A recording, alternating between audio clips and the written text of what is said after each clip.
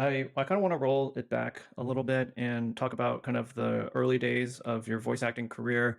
And you mentioned trying to make it a financially viable career, and I'm sure like with every career, starting off can be really difficult. So I'm curious how at the time you were balancing the pursuit of becoming a career voice actor, and maybe some of the life challenges that you had to balance along the way, like to get there. So for me, my parents used to own a restaurant, and so I was expected to help out and work there. So I did that for a long time. I worked through college, and then even after college for many years. And it was difficult because I wanted to be able to have more time available just in case I book anything. But it was really hard because I would be working at the restaurant most of the time. And then so a lot of my energy went to that.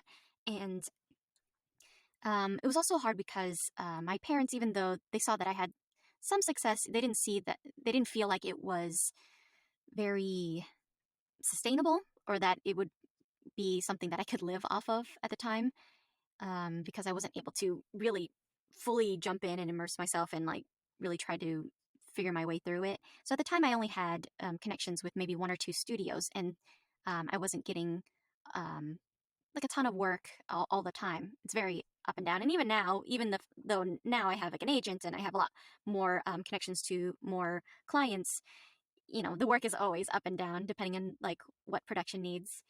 Yeah, it wasn't until actually after my parents have sold the restaurant that I was able to really fully jump in.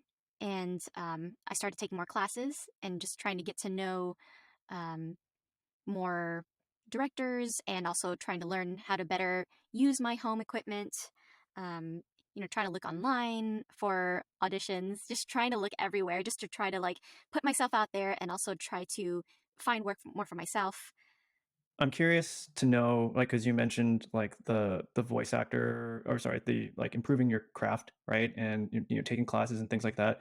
And I feel like that's not necessarily something that maybe fans and things like that really understand, right? Like in terms of voice acting as a profession, as well as like how do voice actors get better, right? So you mentioned like taking classes and stuff like that. Like, what are other things other than let's say taking voice acting classes or voice lessons that voice actors do to improve themselves, right? Improve the craft, or let's say even improve stage presence, like preparing for cons and things like that.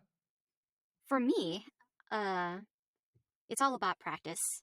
And so classes can definitely help with that when it's like, maybe learning technique from whatever the instructor is giving out, or, whatever notes they're giving to other actors in your class. Find that the most helpful whenever I feel like, oh, I don't know if like what I'm doing is effective because maybe I'm not booking a lot. What am I doing wrong? And it's always nice to be in a class where the teacher can be like, oh, you can improve in this, or maybe you should watch these movies and shows so that you can learn the style, or maybe you can study these kind of characters because you could potentially play those types. So it's a lot of like watching and ingesting media as well. And besides taking classes, because they're very expensive, linking up with other voice actors and getting together and practicing together. There's if you can't find scripts online, then you can definitely just pull from your favorite shows, just like type the scenes out and then get together and read them together, practice these characters. That's what I did, and even now, like I do a lot of my auditions with a friend of mine. We kind of throw different ideas at each other to try to like think outside the box and try something different to make ourselves stand out amongst everybody else auditioning. Um, so it really comes down to like having a lot of practice, in my opinion, to like improve. There's also, you could take singing lessons. That's better for like breath work and for just like learning some better skills and how to like take care of your voice as well.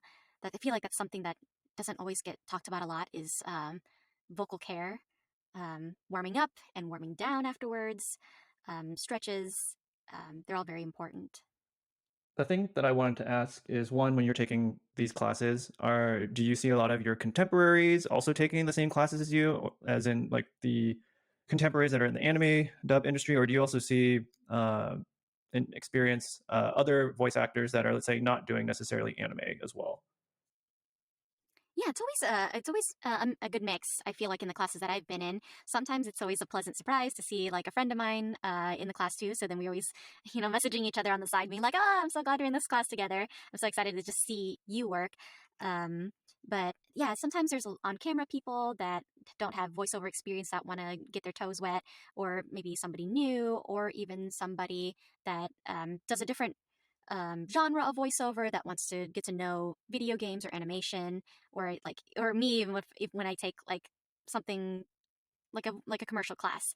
So it's always good to kind of diversify yourself, but it's always nice to be in these classes with people with different experience types to see how they approach work, as opposed to how I would approach it, just to see what works and what doesn't, and what is interesting and good to steal for myself. I wanted to ask about the vocal care and what goes into that, right? Because I feel that's not very talked about or talked about very much, and I'm curious what voice actors will do to make sure that they keep their main instrument right and voice right healthy, or to maintain a certain level of quality. So talk to me a little bit more about the vocal care aspect of being a voice actor. It's definitely not just voice voice actors, it's definitely all actors and singers as well. We all have to take care of our voice.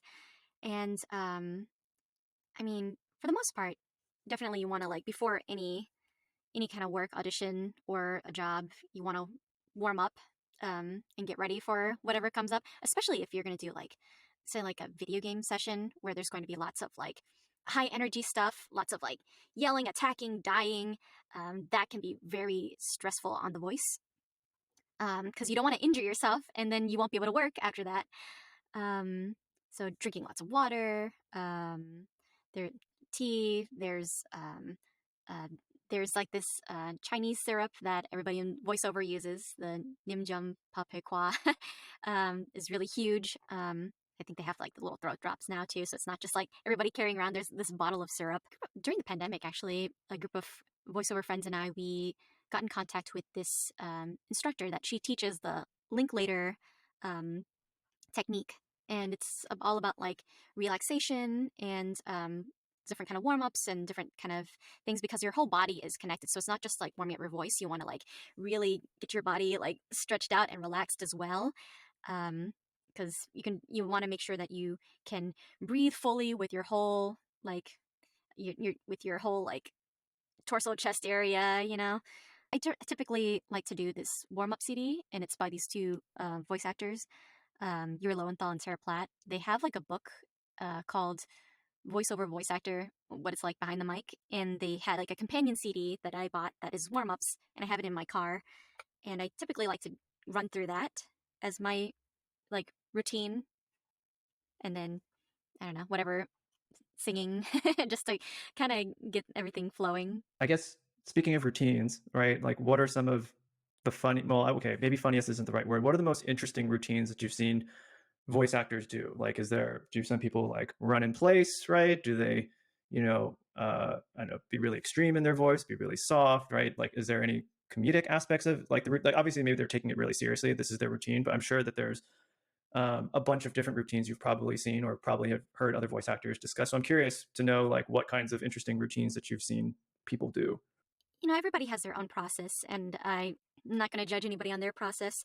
Um, Yeah, I don't think there's any right or wrong. I mean, it might sound strange to somebody that's not like used to doing them themselves. Like if you hear anybody doing like singing warm ups, it might sound weird because you're doing certain syllables and sounds to warm up, like go go go go go go go. That might sound a little bit silly to somebody else, but you're working certain parts of your jaw, your mouth, your lips, your tongue, and everything, just to get them all relaxed and ready to move. Otherwise, if you're too stiff, then you might stutter and things like that. Um, I don't know. I think one of the most amusing things, I feel like I watched an interview with Mark Hamill, and he was just saying that while he's stuck in traffic in LA, he would just like practice different laughs, and I think that's kind of fun. I mean, he must have been really prepping for the Joker, right? Like that's one of his more iconic roles, and he has to laugh a lot in the Joker, and I'm sure it has different pitches. And in a lot of different ways. But yeah, sorry, I didn't mean to cut you off there. I just wanted to mention probably the Joker aspect. Yeah, yeah. At what point in time did you realize that voice acting could go from a hobby, I guess, to an actual career. I guess I never thought of it as a hobby. I just thought of it as I want to do that. And so I think maybe that perspective helped me to really fully jump into it because I was like, okay, that's the thing I want to do. More so than any other facet of voiceover, mainly because like I felt even when I was on stage, I always felt like I couldn't figure out where I belonged or where I fit in, mainly because of my look. Because I'm on the small side and I look a bit younger, so it's a little bit harder for me to play. At least at the time, I felt like it'd be harder for me to play any mature roles or even like maybe even like young lovers types. It'd be kind of hard and like it'd be kind of the same if I were to go for on camera, whereas for voiceover it doesn't matter how I look, it just matters if I can play the character right. And especially for anime there's a lot of young sounding characters, and so it's I was like, this is it. This is me and my element right here. um but yeah, I guess I just always kind of thought of it as the job I wanted to do for the rest of my life. So I'm just curious, like, kind of what your thoughts are in terms of, how you've either accepted or expanded the type of roles that you choose to do in anime.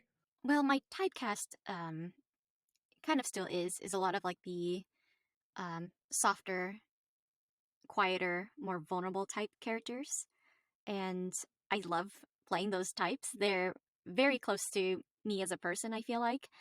So I really enjoy them. Um, but it's always fun to get the chance to play outside of that type. Anytime I get to play anybody really tough. Um, and then there's also certain types that are a bit of a reach for me, and so I can see why I maybe wouldn't be cast in those parts because they would be a little bit tougher for me. But whenever I come across a character like that, I typically those are the ones that I try to hone in on during like any kind of practice or classes. I would just bring those kind of characters and like have um, the instructor give me advice on how to approach them so that I can get better at them so that maybe I can, you know, eventually make them into a type that's easier for me to play. I really had to experiment and grow a lot. I was always kind of afraid to try new types because I just didn't think I was good enough, and it's really hard to get past that. You're that voice inside your own head that's telling you you're not good enough. Um, but yeah, so I don't know. I think over time, with more experience and also with, watching other performances and then trying to emulate them and then trying to make them my own is basically how I was able to slowly expand other character types. Um, I'm always, I'm always still surprised whenever I get cast as a character that's way different than anything I've gotten to play before. Like when I got my first villain for River City Girls, she's a tough yakuza boss. And definitely nothing like I've ever played before. And I'm really thankful that I got to audition and was ultimately cast as her. But I also learned a lot during the session, like, oh, okay, we want you to adjust how she attacks and like how she takes hits, like so that she doesn't sound weak and girly. We want her to sound tougher when she takes hits. And I was like, oh, that makes a lot of sense. I didn't think of it that way. I do have two questions that are kind of related to what you were talking about. Is when you're trying out these different type of roles that either a stretch or that are a little bit different than maybe the softer, shyer characters that maybe you feel most comfortable with. What kind of mind is there a mindset shift, right? Like when approaching these characters, like I'm sure maybe in advance that you're going to be a villain or you're going to play a tough character, and so do you prepare differently, for that than say maybe your bread and butter, which is the softer, more introverted, shyer characters. Yeah. I mean, if I have the opportunity to, where say if like the studio sends me the sides ahead of time and I can actually read through and get an idea of what's going to happen, then that definitely helps me to prepare.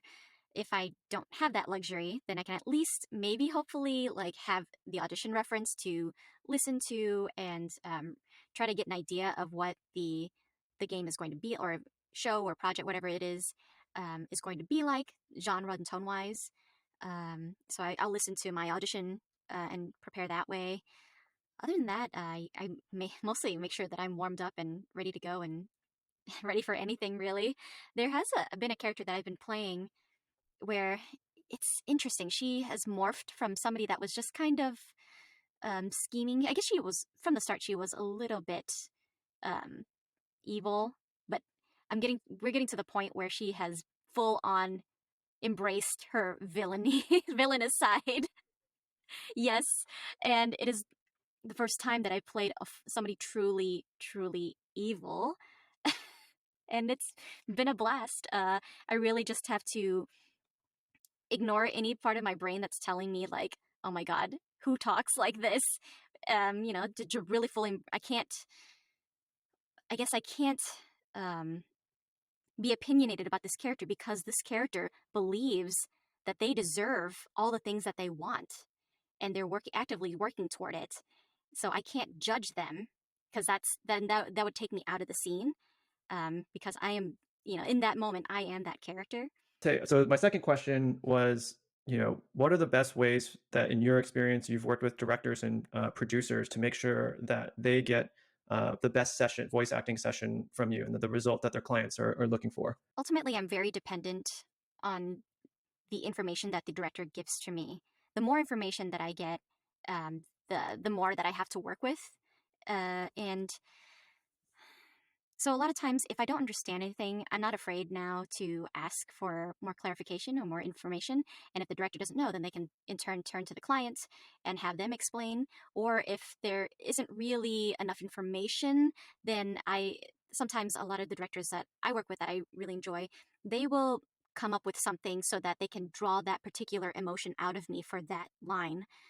And a lot of times, Is it like, imagine you're like XYZ at this place and going through this experience? Like, what are some examples? let's say that it's an emotional like heart to heart scene and maybe I'm not getting hitting the right note that they want, and so they'll say substitute with like, oh, okay, so instead of imagining you're this like robot thing that's been your companion this whole time, I want you to substitute with them with like a brother, a sister, a young cousin, somebody that you're very attached to.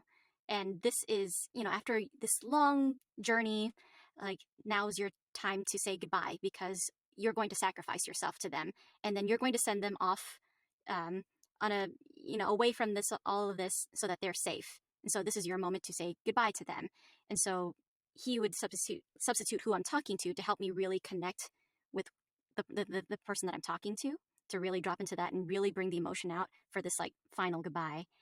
So that would be an example of at least substitution, just so that I can really get into the moment of it. And really the something really important that sometimes we don't have the luxury of is time to really fine tune and nitpick things.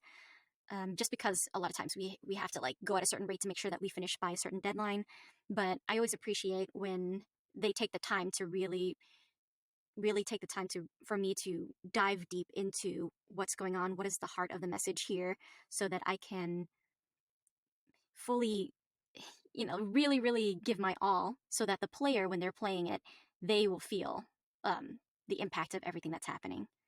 So When you mentioned that, it made me think about every actor that is doing Marvel, DC, other superhero movies where it's like you're on a green screen, and the I can only imagine like you're just doing this on a consistent basis, right? Except you don't have like a green screen or a prop, right? Like a stage prop coming at you that represents something. So a lot of this sounds like it has to be it's all theater of the mind. all imagination. And I think the important thing from what it sounds like is the alignment in imagination between the director and yourself, and that you guys both cognitively understand the same imagery that you're, or reference imagery that you're working off of. Hmm. I I just remembered something this director did for me, and I think it was brilliant. So during a game that we were working on, he really wanted to hear the high stakes of everything. Everything's very urgent, or like he wanted to hear the intensity of it, but like not called out, but like just to hear like the general like weight of everything, like weighing down on my character. And so he was like, okay, when you say this, I want you to be very intense, and like things could go wrong any second. And for me to get to that, he was like, I want you to imagine that there is a blender, and your hand is going into the blender and getting closer and closer and closer to the blades. And so those are the high stakes that I want for this moment. And so for the rest of like all our sessions, anytime he needed me to tap into that moment, he would be like, remember, hand the blender, hand the blender. Hilarious. It reminds me of this show, and maybe you've seen the show. It's a little bit on the older side, but it's called Whose Line Is This Anyways? Uh, and it kind of reminds me of that, like when you come up with prompts, right? Where it's just like, here's this prompt, act it out, right? And everyone kind of plays off of each other. And it seems like sometimes it's just a lot of sessions like that, similarly, where you have to really embrace the character, right? Like, and like you said, you only have a certain amount of time. I'm assuming maybe it's like maybe 2 to 5 hours or however long it is, but there's a certain set period of time where there's all these scenarios being thrown at you. You got to move from one scenario to the next, and they may not be interconnected. And so it feels like it's just getting to do whose line is it anyways, but as a career and for fun, right, as well. And it seems super enjoyable. I never thought of it that way before, but you're absolutely right. The director has to have just as big of an imagination and like the ability to improvise to make sure that they're communicating with the actor, what they're looking for. And like, every interaction with every actor, I'm sure, is very different because we all interpret things very differently. And, we're having to come in and understand each other's thought processes to be able to get the end product that we want, jointly. So yeah, I love that connection. You talked about, expressing all these different emotions and pouring yourself into the character. And I would imagine that that takes a huge emotional, spiritual, and physical toll, on your body, right? Let's say you've done a 2 to, let's say, 5 hour session. What are some of the ways that you decompress from a practice or an intense voice acting session? And I'm curious to know, like, if there's a routine that you always follow, similarly to how you mentioned the routine for preparation. Do you have a routine to decompress from practice or a voice acting session? It's really tough. I don't know if I have like a set thing that I follow every time. It depends. Like if I was in studio, then I would just have like a very long drive home afterwards, in which I would probably drive in silence because I needed to rest my voice, or just like lightly hum something just to kind of like warm down the chords. But at home, I guess nowadays for me, it's stretching, getting out, and going outside, looking out my window, looking at the sun, um, just to kind of look at something that's not a screen. I feel like that's how I kind of rejuvenate myself.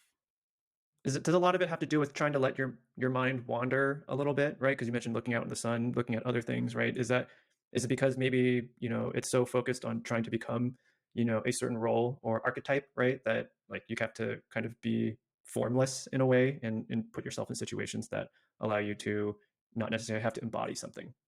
That's a really nice philosophical way to put it, but I would agree. Yeah, it's nice to kind of just like take a moment to kind of like take that skin off and just kind of relax, and take a moment to just kind of let that go. And yeah, mainly it's also just kind of like nice to get out and not be in a tiny boxed in room. Right. Or in the car, right? If you're going to a studio session, you got to drive through what I'm assuming is like LA traffic or Southern California traffic. And it's not necessarily like you're stretching and you can do full body stretches in traffic, right? Like I'm sure there's an element of like a physical like release that probably needs to be done, after a session. I'm sure it's like like that for anybody. When you're leaving work, you're just like, all right, that's done. So I'm just gonna, like compartmentalize that and have a moment to be myself and relax. You're obviously working on a lot of different content. You have over almost 200 different roles that you've done, and when you were starting out, talk to me a little bit more about the role of building a portfolio, right? To as like a stage in your career, and for probably I imagine for most actors and artists, right? Having a portfolio is really important, and I want to know like what's the role of a building a portfolio for a voice actor, and our first impressions of people who are seeing that portfolio, how important that is for a voice actor. it's it's tough because like sometimes it feels like to get work you need to have had some work experience to like build upon. And so when you're building kind of like your resume or demo, so to speak, it's definitely kind of like listing, like when you're building a regular work resume, you're gonna like be write down where you trained and all that stuff. So definitely, like if I took classes, I'd be like, oh, I took classes with this person, this person, this person. These are some of the skills that I learned from that. These are the things that I can do. List all your the vocal things that you can do. So for me, especially nowadays with a lot of productions trying to be more authentic with casting, I can write down like, oh, these are my ethnicities. These are the languages I can speak, or these are the accents that I can do. So you want to make sure all of that is put out there. Um, and then when creating my demo, my friend really helped me to kind of get that all set up by either by what we did was we listened to a bunch of demos, and then we kind of distilled what kind of like maybe we're starting points where we want to start, what kind of voices I can comfortably do. And then when I worked with my other friend who wrote and also helped record and mix my demo, he sat down with me and was like, okay, so based on like what you can do, what shows do you like? What shows do you want to be in? So of course I wrote down some of my dream roles, and then like shows in general that I enjoyed watching, that I feel like there's like a character or type that I could, like realistically play in those. And then he would distill those into archetypes or tropes, and then he wrote little scenes for the pieces of my demo, and then we recorded them and mixed them, and then ultimately once they were all recorded, then we cut them down to be like, okay, these are the strongest ones that we should put on there, so that once I put it on my website or something, then whoever's looking into me will see, and know exactly what I can do. So at least, so I think those are really important when kind of building, I guess, your website and your portfolio to showcase to other people, this is what I can do.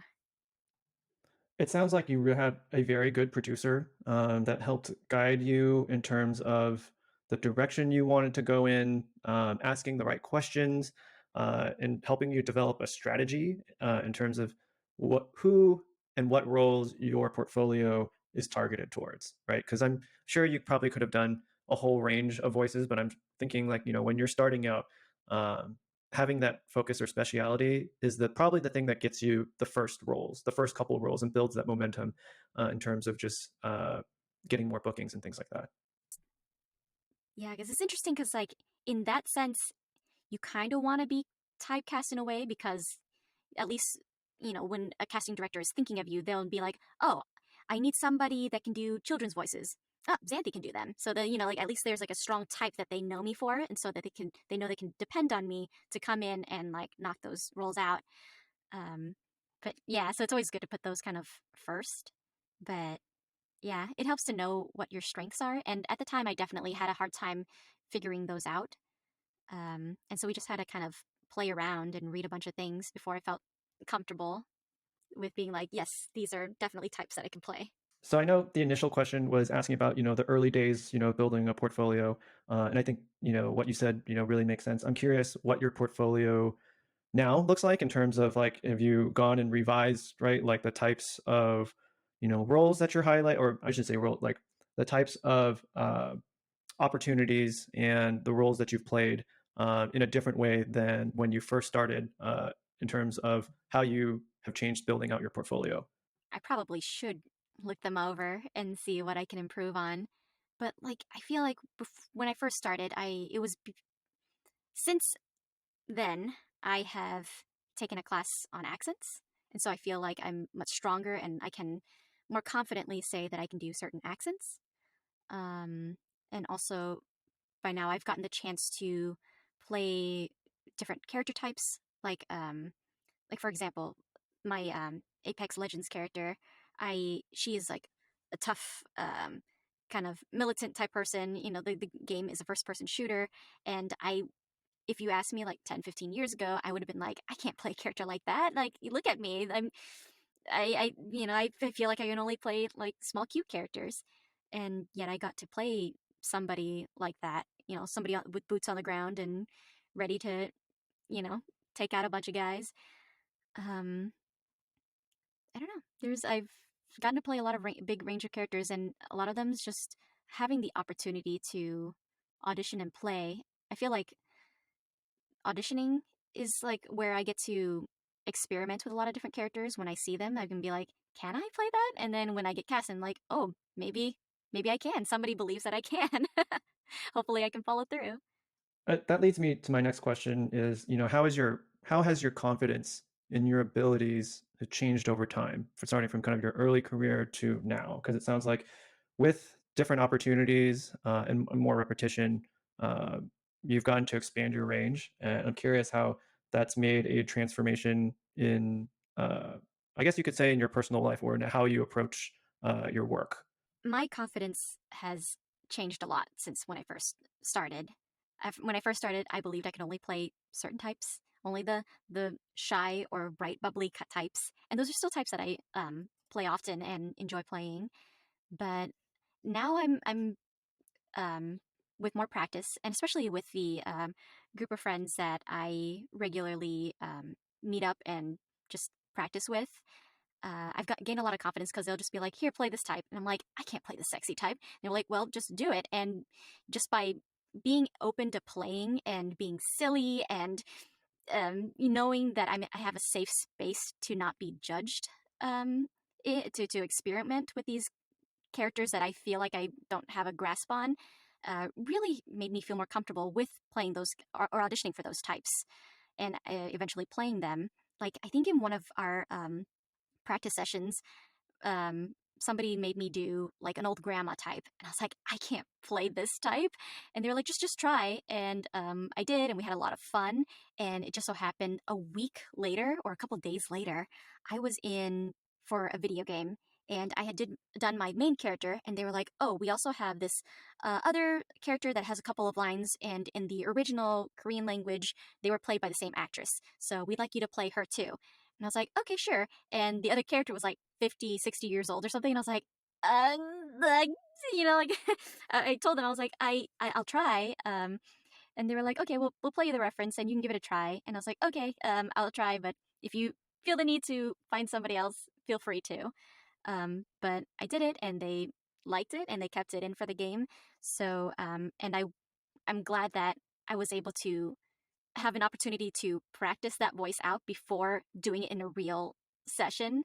It basically sounded like, because you had that community group that you could rely on and uh, just getting in more reps, more practice, taking more classes that have really expanded your range and horizons, right? I think all of that sounds like it compounded, right? Thinking about probably from the early days where, you know, you you probably had to fork over a decent amount of money to take classes, or that was a significant amount, right, to invest in yourself. And it's just those first early investment days, especially even from a career perspective, right? Like those early days are generally pretty tough, right? And then it seems like as you've gotten more experience, made more connections, more classes, more training, those are the things that really helped expand what you're able to do, because that's one less thing that you have to think about.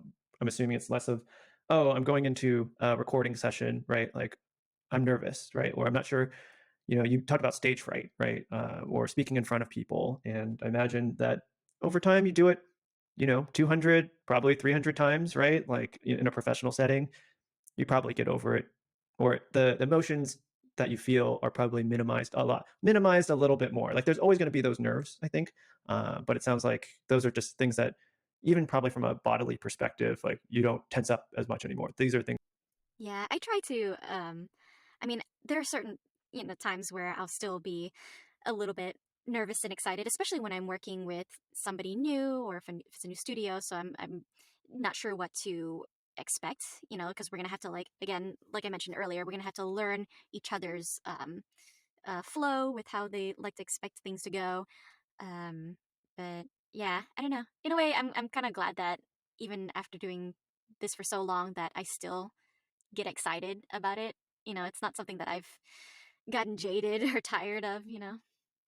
Speaking of, being nervous around, working with new people or new environments, what was it like uh, working with voice actors whose names or work that you've heard of, and you're co-collaborating with them and being involved in the same projects? Like, talk to me a little bit about, how you felt. Like, were you starstruck, right? Like, did it, take time to get over, being in the same environment as, other voice actors you'd potentially looked up to as you were kind of getting into the voice acting industry? I guess With a lot of voiceover, we don't tend to get the chance to work in the same room as the other actors. It's very solitary. So a lot of times I won't even know who's in the project with me until it's released. But it is still kind of exciting to see my name in the credits with a lot of like veteran actors that have come before me. I do remember being very excited to work with Patrick Seitz for the first time when he was directing me for Anohana.